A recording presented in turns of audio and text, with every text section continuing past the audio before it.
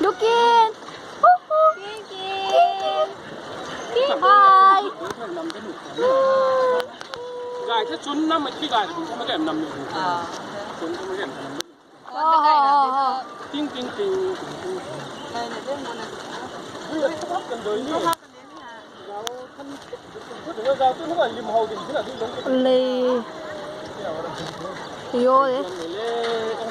Ê, Lukin này la đỉnh đó. Tiền ơi.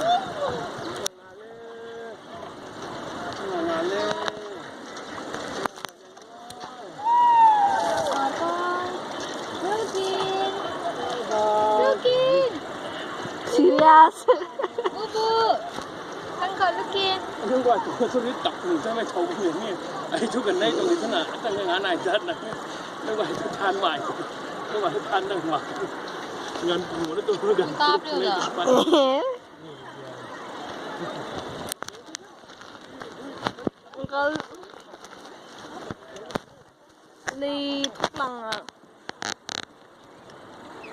Rách cho rách này thân thiện.นี่ร้านชิคกี้พายรุ่นไหมคะจะกว้างขนาด Quảng thường trước kia mới sửa cái Ly này liêm mi hiện bây tại tỉnh Buri liêm ngâm rồi tim. Lê thì bằng quả như bể cái gì ngâm. ช้างก็ดีมีปลาดุกปลาลุงให้ผมดุ้งอ่ะ kiểu sao mình nói phải không một kiểu là mình nói mà cái loại nước sắn thế quang cái này chắc cũng không phải nhá đối lẩu có ní mới cả ngoài bên đấy nhỉ tao suy đi đến thang khẩn chúng cái này thang cái nắp chủ đặc là bây giờ cái này nhỉ Uncle玩那么顶啊。cái này không phải chấp bên đấy thang cả